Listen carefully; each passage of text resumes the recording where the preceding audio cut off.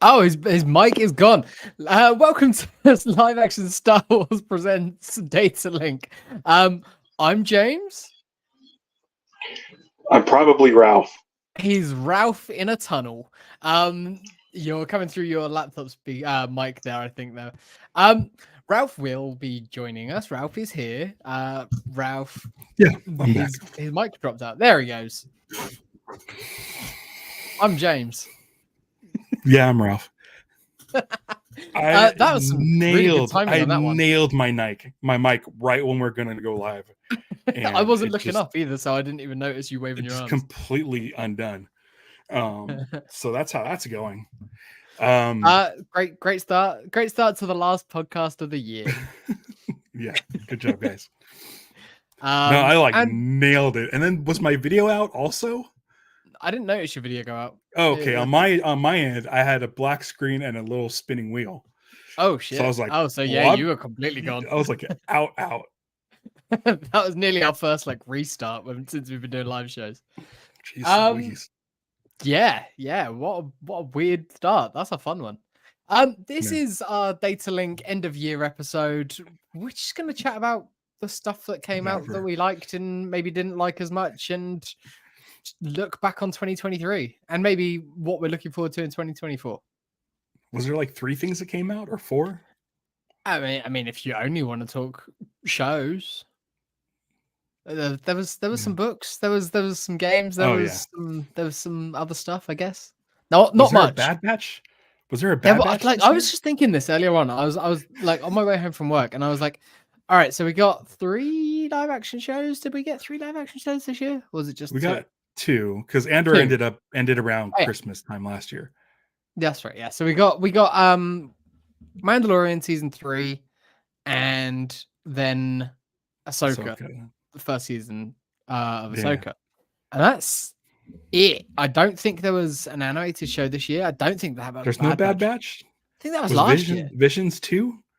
Visions 2 was that was this year. That was good. Oh, that was overlapped. That overlapped with Andor, or Bad Batch did. One of those overlapped with Andor, where it's like, why are you doing 2? Yeah, what are you doing? Yeah. The glory days of when there was loads of content to talk about. Although we don't talk about Bad Batch. Now we're done, and we don't have a date for the next thing. So next year we've got The Acolyte and Skeleton Crew. That's probably it. Okay, and they are both undated, so I think they're just waiting to see what they do strategy wise and rollout wise. My guess would be one in the spring, summer, and then one in the fall. We'll see. So it's going to be a while. It's going to be a while before we have a new show to cover. So yeah, we're going to have to just get weird with it again for a while. Yeah. I don't know what we're going to do. No, I feel like our list is dwindling for regular episodes. It's one of the reasons why we decided to do it every other week. Yeah. Is because we're like, there's not that much Star Wars stuff. That's, if you get into books and animation and stuff, but well, that's it. There's always plenty of Star Wars stuff, but it's not what we cover, and it's not what we do. It's not what excites us to talk about. I enjoy consuming some of that stuff, but I'm not going to be. I don't have the interest to talk about that all the time. Don't have that excitement. There's other shows if you want that stuff, so go and support those guys because they need it too. Because like us, the bread and butter is the live action shows. I think for a lot of people now, in the podcasty world. But that doesn't mean that we're not going to be excited about. I'm always going to be excited when there's good new books and things to talk about. Thinking about new things as well. Ralph, is that a new hat? Yeah, I like it. I noticed it before we started. It's really cool. Stevie got it for me. It's nice. It's like a Luke inspired. It's this company here. Oh yeah. Columbia. It fits good. Yeah, looks nice. I like it. I also got this. Oh, that's nice. Empire Strikes Back, Lando, tumbler, glass. Yeah, nice for Burger King. That's from my sister. That's amazing. What did I get? Did I get anything Star Warsy for Christmas? I got a jigsaw with some stormtroopers. You know, like you get those jigsaw puzzles that have got like postcards from around the world and stuff. One of those. It's just stormtroopers doing silly poses in all of the different places. So that's kind of fun. Okay. And a friend of mine. Yeah, I was wondering about drinking out of this. Is it? I took the smallest sip. How's it taste? And my like water. Okay, good. So I'm trying to avoid any of the paint where my lips are going to be. Also, just out of arm's reach is my regular hydro flask full of water. I guess. Cool. It's got shit in it. I dumped shit in it. But so speaking of like things that we get, I got a tracking update yesterday that you sent a package and it is now in Los Angeles as of last evening. I don't know what you could be talking about. That's definitely not me. No. Yeah, had your name on it. Damn it. I didn't realize. It's like Royal Shipping, Royal Mail, and then it said your name. Royal Mail is like our USPS. Like it's just the postal service. Right. Yeah. Fancier. It's really not. They're just as bad. If it gets there, I'll be glad. Because I don't know what the rules are and things for shipping certain things. So hey, that'd be cool. But as of yesterday at 1500, it was in the Los Angeles sorting facility. I can actually look right now to see what's a lot quicker. That's a lot. Because I only sent that, I think it was like a day or two before Christmas, and knowing full well that it probably wasn't getting to you until January. It is. It hasn't updated, so it might still be there. Okay, that's cool. So I'll let you know. I had a package that arrived today. I bought myself a Christmas present and decided to spend a stupid amount of money on a new MacBook Pro. So that is literally off camera down there. With 10,000 items trying to transfer from an external hard drive onto that.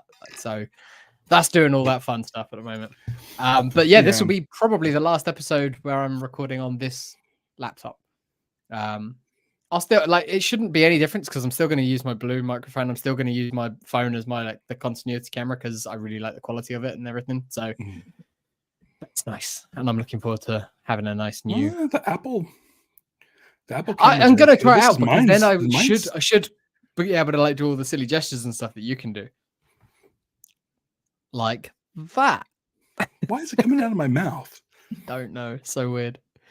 My favorite is this one because it completely goes full separates out my beard. Yeah, you go Force Ghost as well in that one as well, which is really fun. Yeah, maybe I will. I'll at least have a play with it because you've got your iMac's fairly new as well, so that's why your quality on your camera is really good. A couple years. Yeah. Love it. It's nice. All right, we're gonna do something else silly and fun this episode. I mean, I changed the art on our last Data Link episode as of 20 minutes ago, and I changed the art on this episode as of 20 minutes ago, and I have a template set up for when we want to do this again. Amazing. So I reckon we should do it now, interspersed with things that we talk about. I think that's the best thing. I think last time on Data Link is the best way to do it was just two words sprinkled throughout, I'm looking at one of these, and one of the things that I'm going to ask you, I can then fill in a bunch of the others because it's the same one, just down throughout. So we're going to do some Mad Libs, and this time I've got one printed out, and Mad Libs bumper, live action Mad Libs. I could do that. So Ralph, to get us started, I need an adjective. An adjective: stinky. Stinky. Oh, good. Oh shit. Okay, I'll save that for later. because I just thought of a better one. Okay, let's save it. There's more. Yeah. And if a Jedi name, just like an actual Jedi name, or should I make one up? No, whatever you want. I feel like I should be able to make one up. I think you should. Hey, I'm just gonna do this. I'm gonna say Tomar Ray. Tomar because Ray. It's actually a. I have to say that is Green Tomar Ray action figure. Yeah, there it is. Right, I can fill in that Tomar Ray from 100%. This dude should be a Jedi. Oh, totally, absolutely. And now he will be. Mad Libs are canon, by the way. Everybody knows this. Yeah, obviously. I'm 100% going to make a Mad Libs bumper. It's going to become a it's going to be obnoxious. This is what happens when they don't give us any content. We just get Mad Libby. Yeah. Also a Jedi Knight, Mad Libby.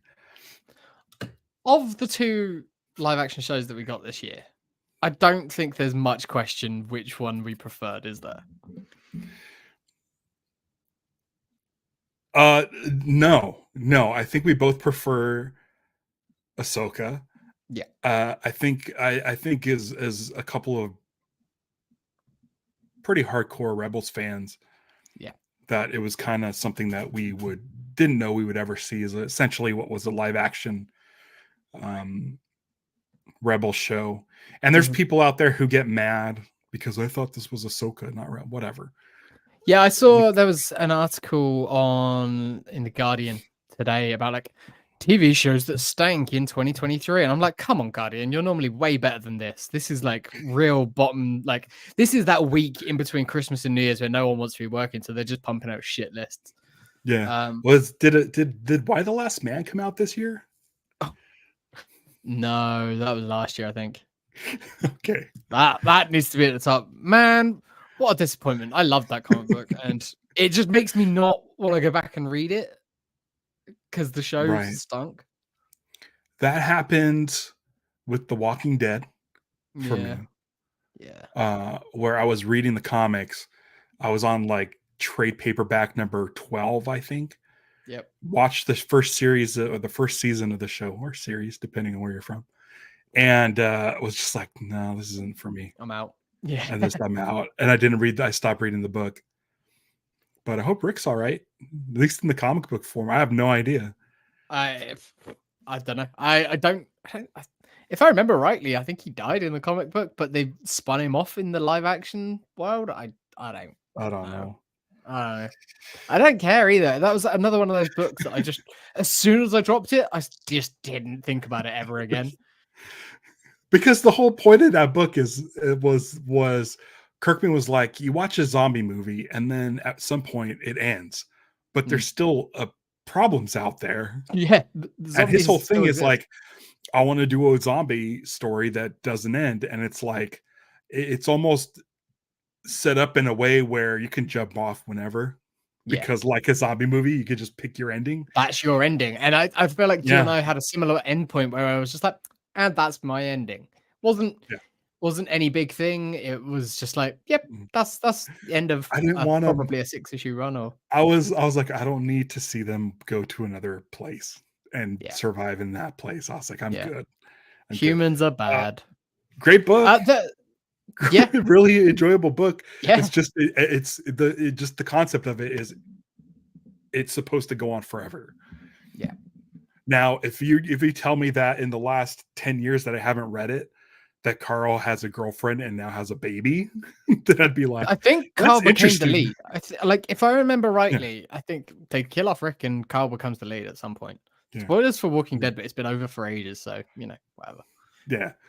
Go. I would suggest maybe another Kirkman book to read. Invincible. One that the show makes you just want to go and read the books again and again because it's so freaking good. And we podcast about it whenever it's out. I love that show.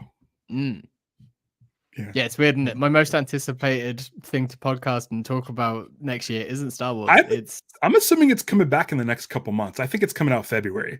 I really think we believe. talked about it, didn't we, over on Invincipod? We're both pretty sure what President's Day or somewhere around there. Yeah. Yeah. Oh yeah. Yeah. The Immortals holiday.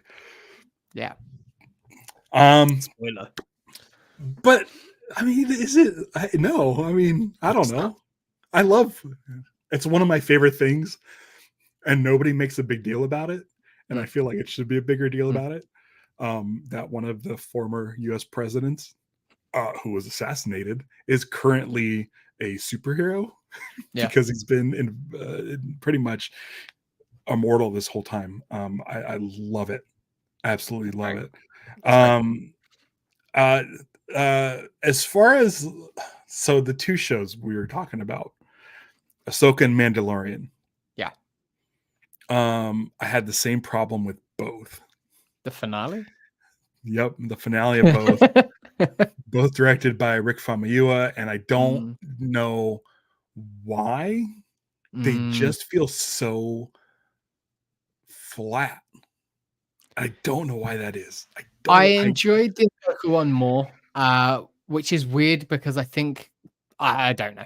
It feels like the general consensus was that everyone, apart from me, didn't like the Ahsoka finale, no matter how much they liked the rest of the show. I love the rest of the show. It's the weakest of the bunch, I'd say. It's got the most problems, but I think a lot of its problems for me stem from just unfinishedness, like unfinished stories with some characters. Then you had strikes and an unfortunate death that then made it so that we know, because we're media savvy people, we know that those stories aren't going to get finished the way that they were intended. That led me to feel like a bit deflated by the way that those stories ended. And we'd been saying for the previous 5 episodes that was the story that I was the most interested in, which is like why it feels so disappointing and disheartening. Other than that, I think the bits that I wasn't so keen on were just a bit like, they were what would normally be just nitpicky things, like this or that choice, and I'm just like, none of it really matters. But the lack of Balin and Shin in the season finale really was a letdown for me. Yeah. To the point where, like, when I was watching it again recently, when me and Liz finished it off, because we'd been going through the season after doing Rebels, and we're watching it, and she's like, is there another one after this? And it was because we hadn't seen them yet. And I was like, no, this is it. This is the finale. And we get that coda with them at the end, but it's really nothing. It is nothing. But I enjoyed the episode. I enjoyed the episode overall. There's some really fun stuff in there. You didn't like the combat, I remember you saying. But I thought there was some shots in there that I found really fun. I thought the run up the staircase was pretty dull. The saving grace from that was the back and forth between Ezra and Sabine, because that just they felt so good in those roles. But I liked like the 3-on Hordes lightsaber fight and the teamwork, and I liked Ahsoka's lightsaber fight with Morgan. I thought that was good.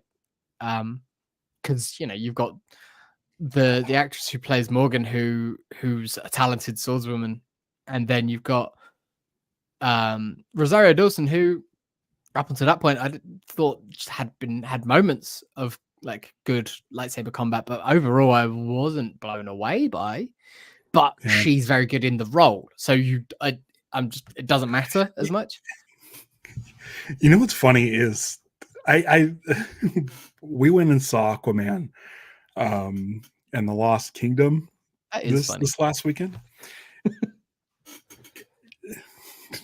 Dude, it's fucking wild. I've heard that it's like just absolutely bonkers, and it's Like if Sarah's still on, she's gonna chime in. I'm sure Stevie will chime in because we saw it together. Sarah gave it 1 star on Letterboxd. I don't know if Stevie even tracked it on her Letterboxd. I gave it 3 stars just because it was bonkers. Maybe, I don't know, but yeah, she says it's stupid. I agree, it is 100% stupid. But the shit he was doing in that movie, James Wan. I'm like the first Aquaman made $1 billion, made over $1 billion. So like, of course they're just gonna let him do another movie, and he went off the rails to the point where I was like, I kind of wish this was the other galaxy of Ahsoka. It's so fucking weird. This is a little bit of a spoiler, but there's a full-on cantina scene in Aquaman 2. Okay. They go in Atlantis to a space bar where there's a singers, and there's a giant shrimp man dishing out cocktails, and there's a Jabba the Hutt. Okay. Again, spoilers. Voiced by Martin Short. Now, I mean, that's great. Okay, so right, like it's wild. It's wild. There's like I mean, Martin Short voicing Jabba the Hutt doesn't a good movie make, but yeah. But it's crazy, like out of control, off the rails. There was a giant dead mutated rat on the surface being eaten by giant mutated grasshoppers.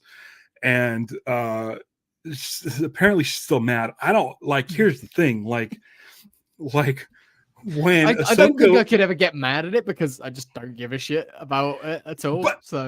But I don't think James Wan gave a shit either.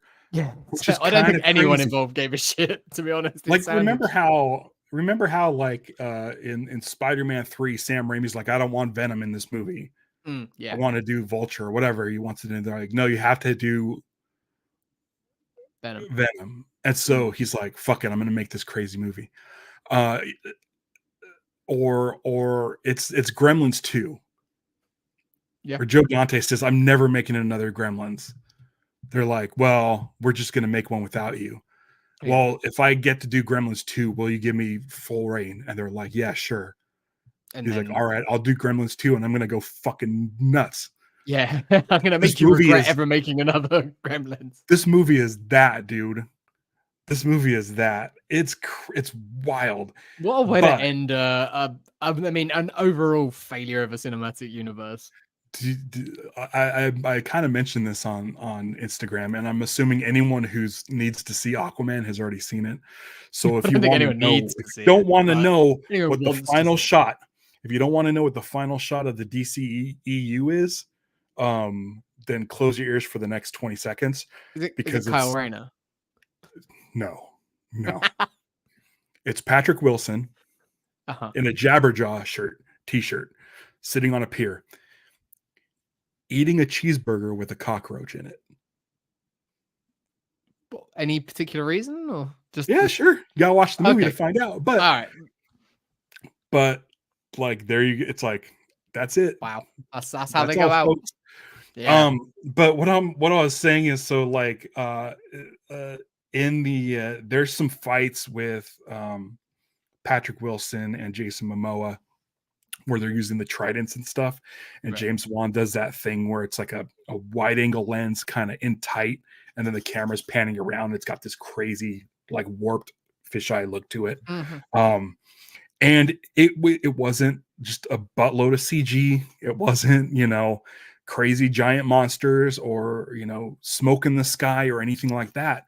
It was two guys, like literally both holding one trident, and the bad guy like pushing the good guy as the good guy slides across the ground. Like, it's so simple. It's such a simple thing. If your characters are done right and you have the right director, it could be a really good, the very beginning of the movie, Aquaman says how nobody likes Aquaman, which is okay. Great. Oh, great. He knows. And if you read Jeff John's run of Aquaman, which I highly recommend, read Jeff John and Ivan Reis's first, like, that's for like the New 52 stuff, right? Yeah. It's so good.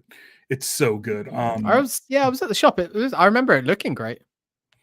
Yeah, give it a read. It's a real quick read. 7 issues. Dude, I mean, here's the I thing. got books. I got other things. Dude, it'll take I you. don't need to read Aquaman. I'm good. Listen, dude, it'll take you about a half hour to read the first 7 issues, and you'll be like, "Oh shit!" Like it's like the first issue is Aquaman. This is what I think I did read the first issue. I read I was at the shop at the time, so I read all those new 52 books. But just I recommend it. But anyway, what I'm saying is James Wan, if you gave him a Star Wars, I feel like he would give us the sort of hope we had for when Ahsoka went to the other galaxy. Yeah, something weird, something where crazy. It would be like completely wild. Like and you know what? Like I'm not gonna, shit on him for swinging for the fences. It's weird, isn't it? Because I think after all of the Insidious films and things like that, I think there was probably a period where he had a chance to do a Star Wars. Even maybe after the first Aquaman or something. But now after this, you just gotta hope that a film like this doesn't taint his reputation because I mean, he's already got a new movie coming out. He's got a movie called Night Swim. So prolific. He works all the time. Yeah. It feels like there's always a James Wan movie in either in the cycle. Basically, there's always a new one relatively soon coming out. I mean, Aquaman 1 made over $1 billion. I know, it's huge. Get him. And his new movie is called Night Swim. Looks like it takes place in a pool. Right. It's gonna make its budget back times 100. It's one of those things where it's like he knows how to do that. Furious 7 is great. Which one's 7? Is that the runway? This is the last one, I believe so. It's the last one with Paul Walker. Yeah. Oh, that's the last one I watched. I think maybe I watched 8 and just checked out halfway through. Yeah. But I mean, I feel like he was trying to do Star Wars. There's so many Star Wars things in Aquaman 2. I'm not saying go watch it. If it's on Max. Isn't it funny though? He's trying to do his Star Wars there, you reckon, and Snyder's just done what was originally proposed to be a Star Wars, and his Netflix movie that just came out and stuff like that. It's everyone's attempts at doing a Star Wars are coming out now, and don't think they're getting the best of reviews. I think we might have dodged bullets. Listen, man, I enjoyed Aquaman 2 and had a better time with Aquaman 2 than the finales of The Mandalorian Season 3 and Ahsoka Season 1. I'm not surprised to hear you say that, but yeah, it's fun. A shame. It's a state.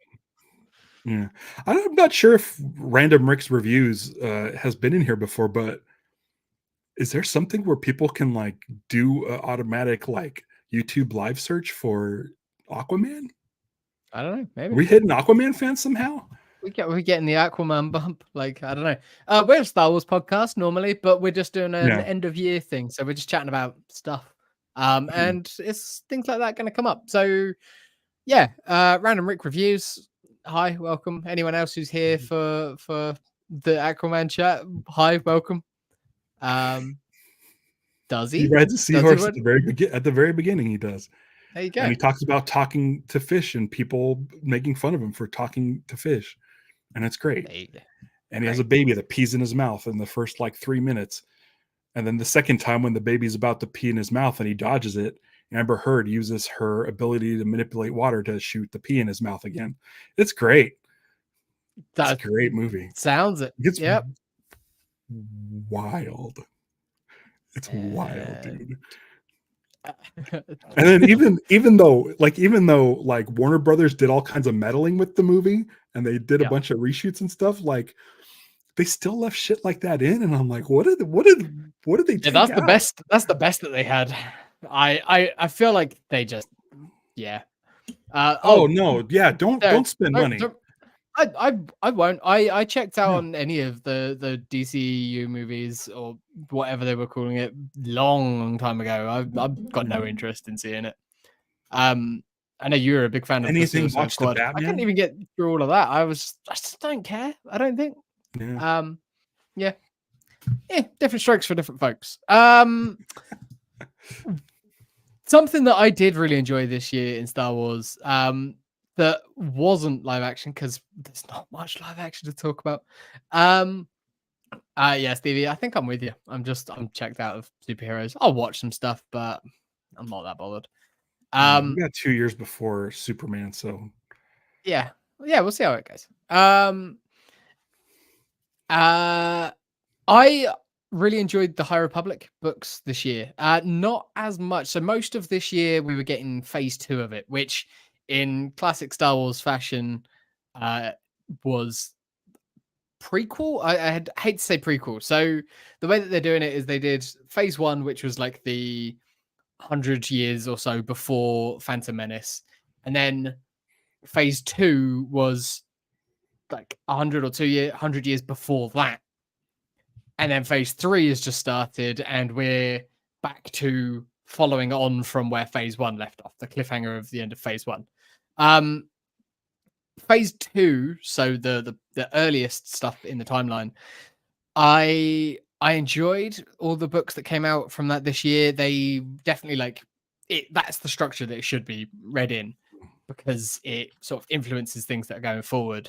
But I couldn't connect to the characters quite as much. So when I'm reading these new ones now, the new book that's like relatively recently come out, it's like being back with old friends. And like it was fun seeing younger versions of some of the characters, like the species that age like really, or they get really old, like they age differently. It's fun seeing some of those guys in phase 2, but overall the characters weren't as engaging to me, but the plots were really interesting. We got some stuff that we hadn't really seen in Star Wars before. There was like some political intrigue, like a different kind of political intrigue than we normally get. There was a Cold War essentially going on, and that stuff was all very interesting. And that's kind of what Star Wars books this year I think have been doing. They've been doing different kinds of story, and it's been really refreshing because at least since the Disney buyout, like so when they started publishing books again in 2014, they've been sort of a piece, or like that it's classic Star Wars. But they've not been like doing different genres or going weird like the old EU stuff used to back in the day, where you'd get an occasional Star Wars horror novel, or something like that. So getting things like the different High Republic stories has been really nice. And then the biggest surprise for me was the Inquisitor Rise of the Red Blade book by, I think that was a Claudia Gray, or was it Claudia Gray or Delilah Dawson? It's one or the other. And I've mentioned it briefly a few weeks ago when I finished listening to the audiobook of that.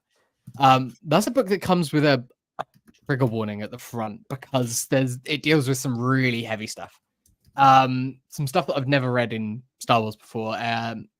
Dealing with some serious mental health things that come up, and in an unexpected way. So I'm glad that it had that in there, because that isn't going to be good for a lot of people, and some people aren't wanting that. But it was nice to see it, and it was handled really, really well. Excellent book. I would recommend it, even if you wasn't something that you thought you wanted to read, because I didn't read it at release. I took my time with it, and when I got to it, I was really glad that I did. So yeah. That's probably my Star Wars book of the year. Delilah Dawson is the yeah, she's great. Yeah. She's most of her Star Wars books have been really good. Yeah. We need some more Mad Libs words. Oh yeah, let's get these going. Let's go for a few here. So Ralph, can I have an adjective? Lumpy. Lumpy. You're just going with all the Wookiees, aren't you?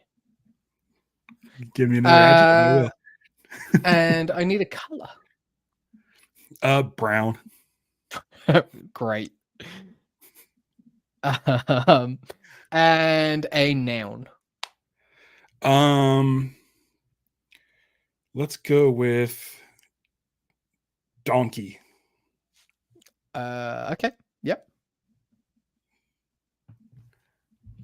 That should work, right? I mean, yeah, I like it. You know cool. what? I was thinking. Right, we'll come back to it. I was thinking. Since it is the end of the year, Mm-hmm. I brought up our playlist on YouTube, Mm. which is our guest episodes, and we can thank Ooh. all the guests we had on this year. So I'm going to go through them, starting with the most recent, the director of A Disturbance in the Force, Jeremy Kuhn. Yeah, if you're not listening to that episode, it was just out last week. Great episode. Yeah, really fun chat with Jeremy King. Writer of Gundog and one of the original drafts of Rogue One, Gary Whitta. Mm-hmm. During our Ahsoka, we had Lucha Johnny and Kayla from GTFO channel on YouTube, Geek the Fuck Out. And if you're watching this live or watching this before December 28th, I will be on their channel. They're doing a year-end celebration as well. Nice. And I'll be on there live. Let's see here. Adam Frazier, Jacob Fullerton, Eddie Pence, 3 of our recurring live action guests. Always good to have them in there. Patrick Kottner. Yep. And Ed. We had the Star Wars trivia challenge. Maybe during this off season we could do another trivia challenge. Yeah, that's a great shout. I will have someone take on maybe Adam Frazier taking on the reigning champion Patrick Kottner. I'd like that. Yeah, I know Adam wanted to do one in the past. It was just scheduling, but he's definitely up for doing some. Yeah. That'd be good. Adam McLaren from Junk Traders Outpost, and he actually changed his Instagram account to be called Junk Traders Outpost. So look for him there. Patrick was on again to discuss the NPR radio drama, The Empire Strikes Back. I was thinking about that too. We got another one. Might be time to tackle Return of the Jedi. Mm-hmm. Patrick was on again, and with Patrick, I think is the most one because now I'm getting into Mandalorian. So yeah, Patrick. Oh yeah. Adam Jacob, and Eddie, of course. Yep. Colleen Glatfelter from the broadcast over on the Jay and Jack Network. Jacob again. Samuel Victor. Who wrote the book Just Let the Girl Speak. That was this year. The Rise of Skywalker review we did with Riley Silverman and Pete the Retailer. That was great. That was a really fun episode. That's great. And Pete from the Star Wars Minute podcast, they finished up their 11 film run, and it sounds like they're going to go do some special editions. It sounds like they're starting over. Nice. And then Riley Silverman, who wrote the Life Day Advent Calendar pop-up. Couple of books out now. Yeah. Riley's all over it. It was great being able to actually hang out and meet with the guys from Star Wars Minute and the George Lucas Talk Show in person at Celebration this year as well, back in April. That was really fun. And Rick DeMint as well. Who did we have Rick on this year? He was on last year. He was on 1 year ago. Okay. But yeah, Rick just celebrated his 20 years of portraits. Was it 20 years? Yeah, it's 20 years, I believe. Yeah. Yeah. You and I were both part of a gallery exhibit on the rotating screen. Yeah.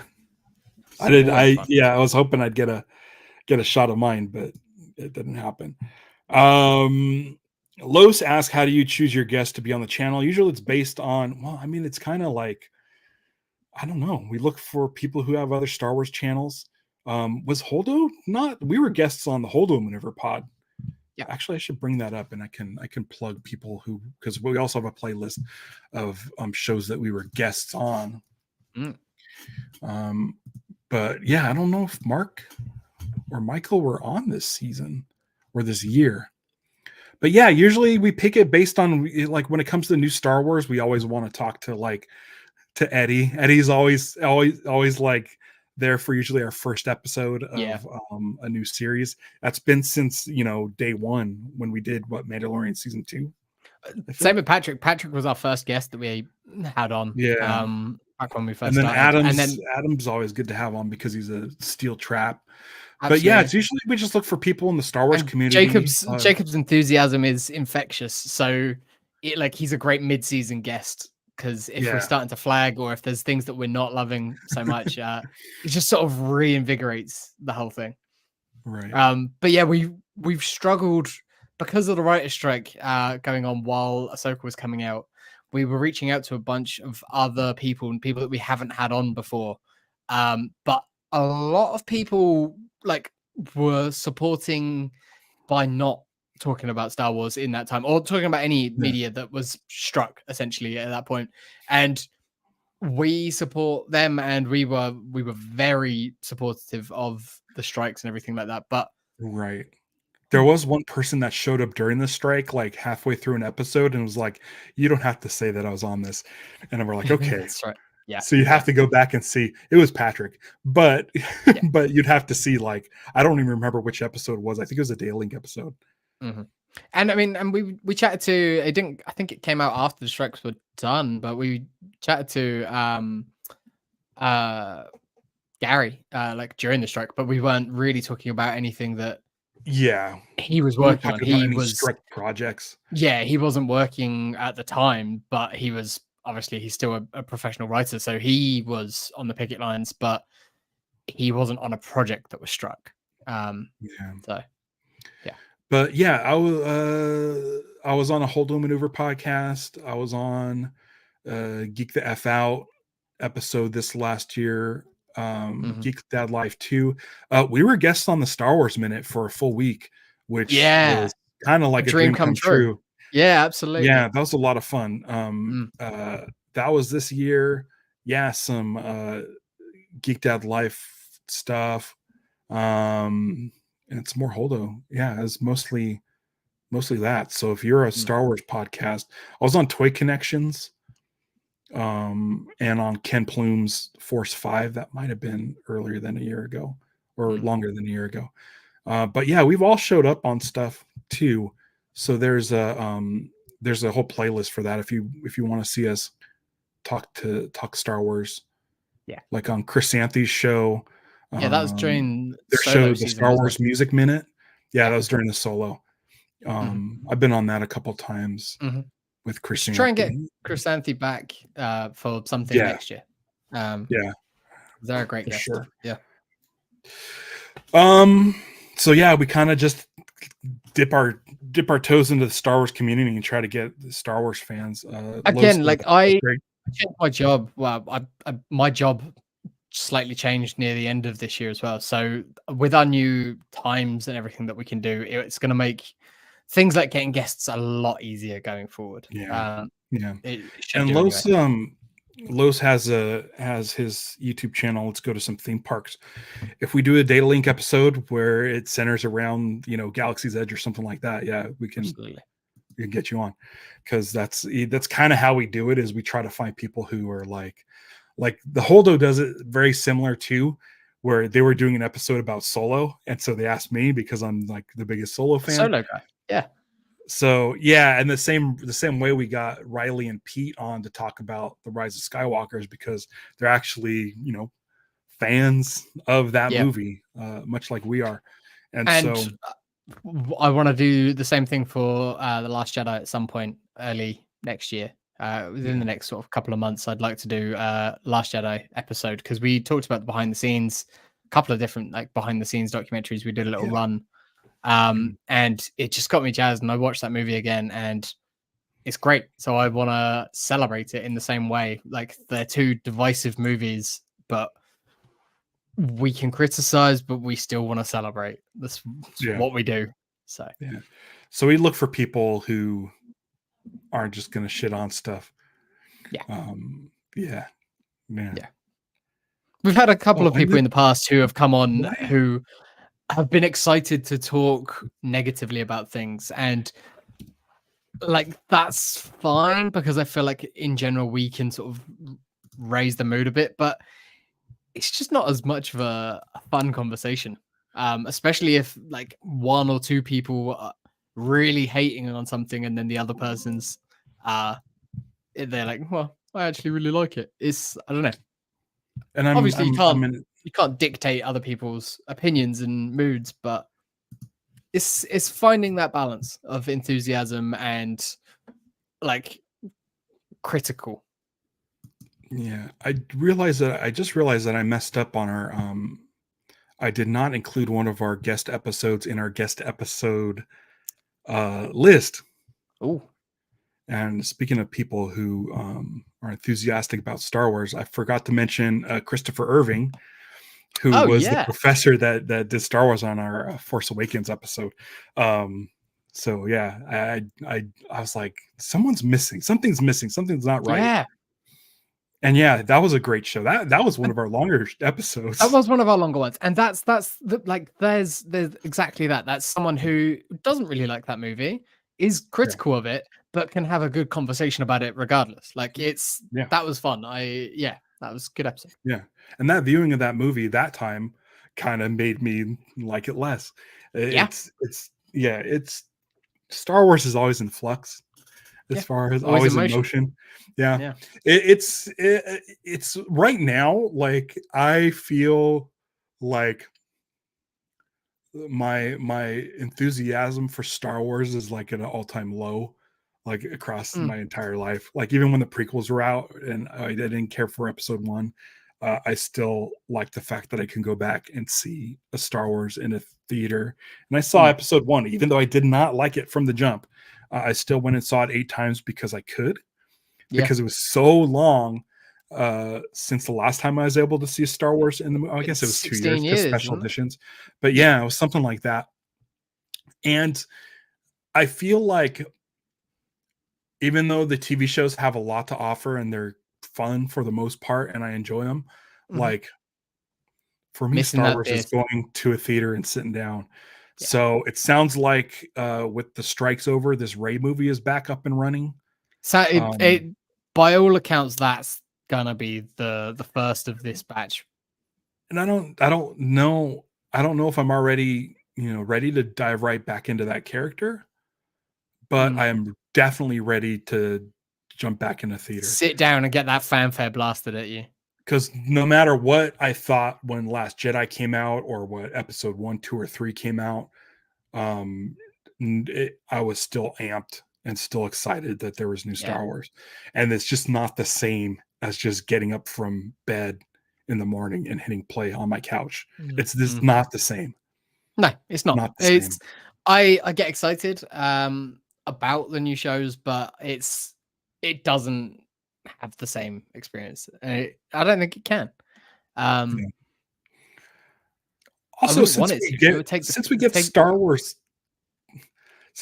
so rarely, I don't understand the need to shit on it. Like, I if I don't like it, I don't like. I'm gonna have a podcast, but I don't really talk about the finales of those 2 shows that came out this year. But I'll talk about like Ray Stevenson. I'll talk about like all the good that show had to offer. It came up recently. Friend of mine who he was talking about we were talking about like what Star Wars was coming next year and things like that. He was asking me and I said I think it's just this and this, and he was like, isn't there Tales of the Jedi? I'm sure I saw something about that. And I was like, yeah, dude, but the strikes, like I'm sure that was pushed, like a volume 2 of Tales of the Jedi has been pushed because of strikes and everything like that.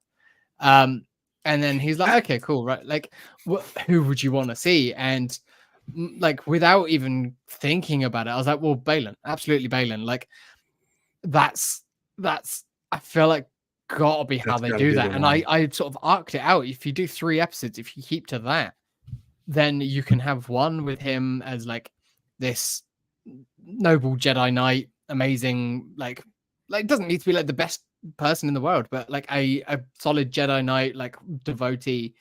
Then one whenever it is that he leaves the order, like during or after or whatever Clone Wars, and then have him meeting Shin and taking Shin on as his apprentice in that episode. And then the third one is follow-up from Ahsoka. We get the rest of his story and you finish it off there. You have him die, you have Shin take up whatever his quest is so that they can continue that story in live action. But it just feels like the natural way of doing that story. Yeah. And it's funny that your friend mentioned like, oh, what Star Wars is coming out next year. Like it's such a thing now that that's a total normal question to ask. You know, after 2005, no one asked that question. What Star Wars is coming out next year? After, you know, 1983. No one said what Yeah. Star Wars is coming out next year, and There's now we're at a there's point where been there's new Star so Wars much. things every year since 2008, though. There's been at least Yeah, a show on the air, which is yeah. like, and I feel There's like so that's much even now. why, like, when this batch of movies were coming out, like, or like the Disney movies, I'd dropped off of Clone Wars by then, but I got back into like the shows when Rebels was on because it was exciting and new. Um, but there'd been Clone Wars, and I would catch up on it in like batches. Um, some of them were good, some of them were bad batches. But then, like, yeah, before that, the last time we didn't have any Star Wars was 2005 to 2008. Like, there was nothing on screens. Mhm. That's I don't know.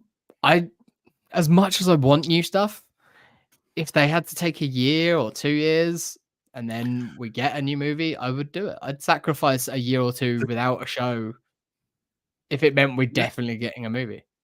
Matt Gorley brings us up on James Bonding. That with James Bond, there's so many of them. Mm, Like half are going to be bad, half are going to be good. Every once in a while, you get one that's just apeshit crazy. And he was saying with Star Wars, you're going to start getting so much where there's going to be just as many bad as there is good. yeah. And the thing I I'm think missing is the a batshit lot of crazy. for a lot of people that was already the case.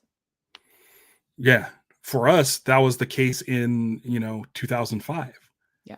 Yeah, Half are good, half are bad. it was the split. I've changed my mind on that, but it's one of those things where you just I don't want there to be too much Star Wars, but at the same time, I want there to be so much Star Wars that they start actually experimenting Yeah. and getting weird. And then it Because I doesn't think that's what the matter. Clone It Wars doesn't did. matter if the bad stuff is there because it's like, Clone- who cares? Because they tried something and it didn't work for you. It would have worked for some other people.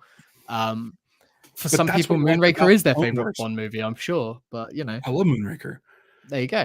It's You fucking also like stupid. Aquaman too, though, Ralph. So But that's the thing. That's the thing, though. You watch so many of Zack Snyder's like bullshit, like dead serious stuff, which is fine because Matt Reeves did a deadly serious Batman and it yeah, was great. yeah, And there's only so much of that you can take that I need my Flash Gordon crazy, like, hey, listen, these are based on comic books.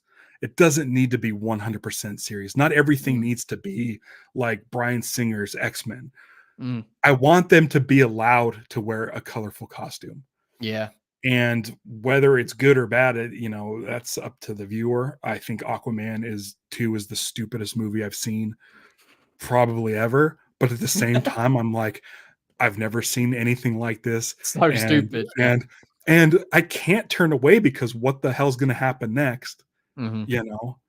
Um, like you have Black Manta staring in a mirror talking to some sort of Sauron Goblin King guy, and it's like if I go to the bathroom now, there's no way someone can explain to me what I missed while I was in the bathroom. Yeah, yeah. So I was just like riveted. I was just riveted by how just weird it was. And Moonraker is like that.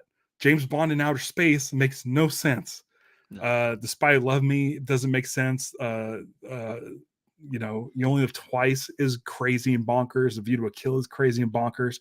But what's fun about those movies specifically is the James Bond movie that followed them on Her Majesty's Secret Service, For Your Eyes Only, The Living Daylights are like a dead serious take on James Bond. They're like, okay, we need to pump the brakes. We need to get back to the source material. But Star Wars is so like beholden to George Lucas and his love of samurai movies and his love of westerns. And no, You can do other things now. It's bigger than you that. can do other things. And Andor last year was the proof. Yeah. Was like it's still taken seriously, but Rogue One was for, too. like, grown-ups. I'd say Rogue One was still different Yeah. enough. Like there was, it's still they can fit firmly in that universe. That's what we always say Yeah. about the Star Wars universe. It has become now a big thing that it's a sandbox. You can play in that sandbox. You don't Yeah. need to play with the same toys in the sandbox, and you Right. don't need to do the same stories. You can go and tell whatever. I need an anthology series. I need either an anthology series or a holiday specials like they're doing with Guardians and Werewolf by Night. Things where you can take a director to really focus on their own vision to tell their own singular story that doesn't take place, you know, that's not connected to everything else. And just like people love Werewolf by Night. Yeah. It's got a crazy score on Rotten Tomatoes, both critics and users. And like, it's a one-off. Mm-hmm. And it's a way to test the water so that Filoni and Kathleen Kennedy and everyone at Lucasfilm could be like, people are gravitating towards this horror thing. Maybe we should do more of that. Like, do a horror. Do an anthology. Get like Jordan Peele to do his Star Wars version of Twilight Zone. Like they're kind of doing that with the what ifs and things, I guess. They're all different and weird. Live action. I can. Visions is fine. Visions is fine, and Tales of the Jedi is fine. Yeah. But let's do a live action anthology series. I mean, come on, you have the volume, you can do whatever you want. You're pumping these out once a year. You can't do like every maybe 6 months. Yeah. Do all these an directors hour-long that story. Instead of announcing that they've got a movie, give them an episode of an anthology and then see how it works. Then if you want to proceed with that movie, then you go ahead with whatever the idea of their movie was first. Like, but give them a thing. See if you work with them, if they work with you, if the audience likes it, or if they enjoy the process, because it's going to be a process that isn't for everyone. So yeah, I like that idea a lot. Just basically have a constant rotating door of people busting out these anthology episodes, and then when you've got 6 or 8 or whatever, and put out a season. Let's do some. I can't believe we're at almost an hour. Yeah, let's do a couple more, and then there's a couple of questions and things that I want to address from the comments as well. Yeah. So Ralph, I need another adjective. Itchy. Did I already do itchy? Nope. Okay. And I need. Let's go. Wow, I need a lot. I need another adjective. Dumb. Cool. Yeah, just throw out a bunch. Yeah. Yeah. In fact, give me 3 more adjectives. Crazy, wild, and stupid. Yeah. Brilliant. So I hope this is about Aquaman too. Was it crazy, wild, and stupid? Yeah. Cool.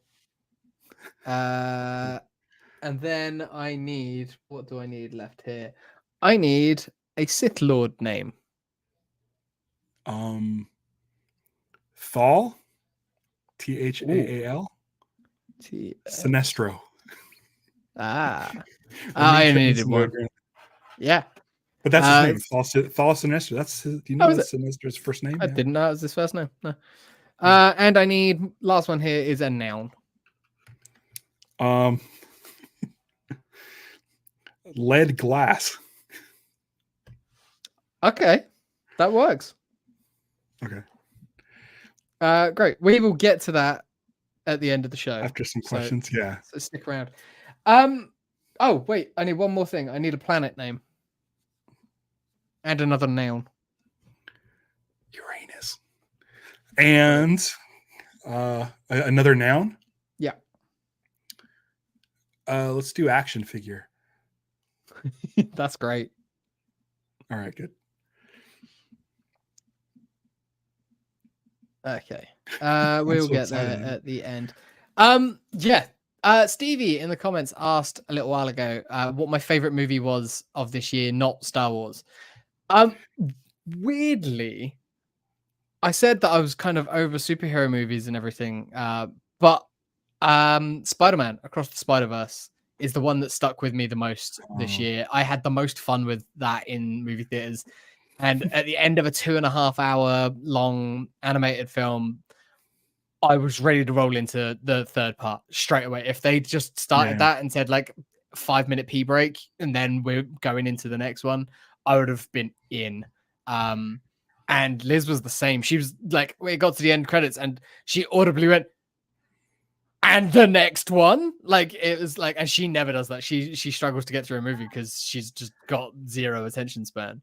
But yeah, that for me was Across the Spider-Verse was my number one.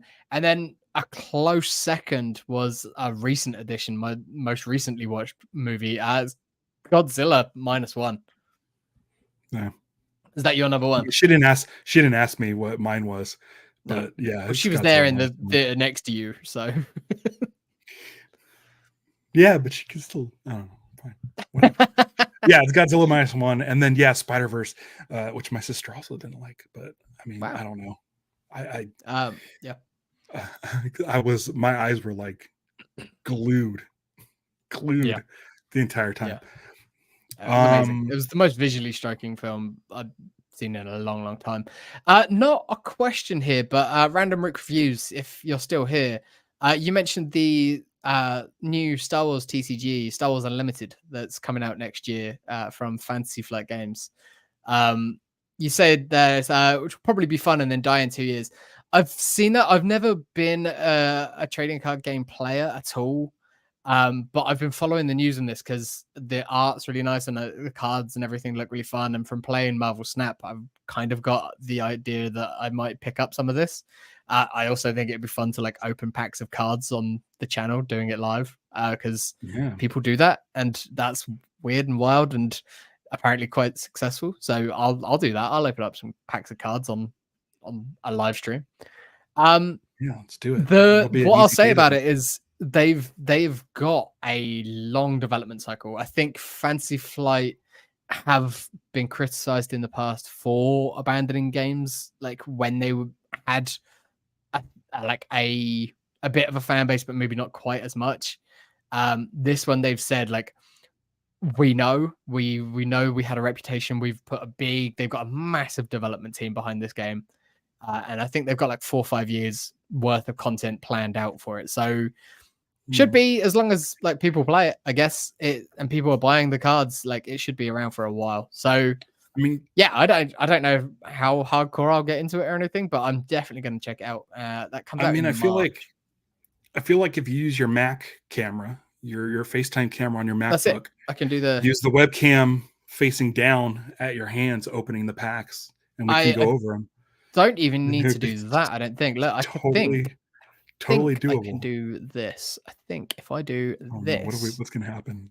Yeah, what is going to happen? Oh, let's see. Let's start desk view. Wait, is there a thing called desk view? Oh yeah, if you're using the continuity camera, are you seeing this? Or is this coming through? I'm not seeing anything. No. Okay. All right. It is on my end, and I'm sure that there'll be a way. But like, I'm looking at my hands now on the screen. Yeah, there's a thing called desk view. It's part of the continuity camera thing. So that's because my phone's got like 3 or 4 lenses. It's using the wide angle lens from the phone and using that as my desk. So it's just watching my desk and then still doing face to face. Yeah, if we can get that to go into the I'll have to have a play around with it into StreamYard, yeah, but it should be doable, I think. But yeah, it'd be an easy way of doing it. Yeah. If not, there's a test studio always sitting there that I use all the time. If you want to fart around on it, go for it. Also, I completely forgot. Maybe we'll try it next week, but StreamYard has now introduced live streaming to Instagram stories. Yeah. I forgot to do it. There's a little bit of a learning curve to it. We'll figure it out. Also, I noticed this on our last week's episode, and I was going to bring it up and I forgot. But if you're on Twitter, you can reply to and show up in the comments through Twitter. Oh, cool. That's cool. That's nice. So like how Stevie's here has the little YouTube logo. It would just come out as a tweet. And then Random Rick Review has a Twitch logo. It just has a little, it's an X, but it has a little thing. And also, I mean, I can probably get these. I'll make sure that I have the links up if you're on Blue Sky, which we're both on Blue Sky, and at Live Action SW on Blue Sky. I could post the YouTube videos there and you can watch through there live. Great. I'm assuming. I don't know. Yeah, I don't know. I saw that they're available now. So Everybody Another go to Blue question Sky. there, Adam. My standout character from the High Republic, Geode. Geode's the best. Everyone loves Geode. He saves the day. He's a rock, and he just like steals every scene that he's in. Geode's fun. He's a comedy character. I am a big fan of Bell and Buryaga. There you go. That's yeah. Bell and Buryaga story I find really nice and sweet and good. Elzar, I think in this latest book, I'm finding more interesting because in the first phase, I didn't really love him all that much. But I don't think you're meant to. I think he is meant to be a bit of a screw up. Whereas now he's coming through. All of these, like the phase 1 characters that we're now getting back in phase 3, though, I love them. I love them all. They're all brilliant. That Stellan Geos lightsaber that is available on like the Disney shop is really, really cool and really expensive, and I'm not going to order it. But I really like it. So we'll see. Yeah, that's High Republic characters. They're all good. They're all great. Yeah, there is a Green Lantern that's a rock, and I forgot what his name was. Oh, Geode's brilliant. Remind me to send you a link to Geode, and also like just some quotes about Geode, because man, he is a ladies' man rock thing. He's completely silent, completely mute character, doesn't speak, doesn't ever move that you see him. He's just a rock. But he hangs out with Space Matthew McConaughey, and he just steals everyone's girlfriends because they think he's a massive flirt, even though he's just a rock. But it's played straight, and it's fucking excellent. Hanu is the Green Lantern that's a rock. Okay. Like there's so many things in Green Lantern that are like Star Wars that it's like, oh yeah. Everyone should. I don't think I've got anything else to talk about for this year. I'm looking forward to that Star Wars card game, that Star Wars Unlimited. I'm looking forward to that next year. I'm looking forward to both the live action shows because I'm hoping that they will be what we're saying we want, which is different and like not the norm, not the same stuff. I'm looking forward to seeing some of these characters, or at least one of the characters from the High Republic books is going to be in the Acolyte. So that's exciting.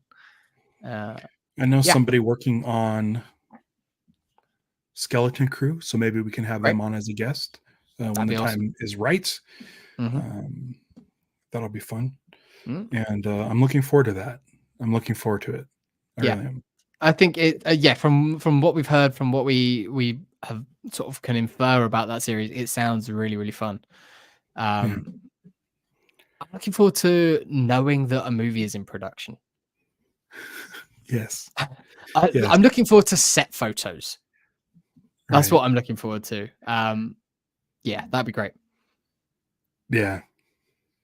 And then hopefully like some spoilers because Ed might be working on it or something. Like that'd be great. Oh, that'd be great. That would be.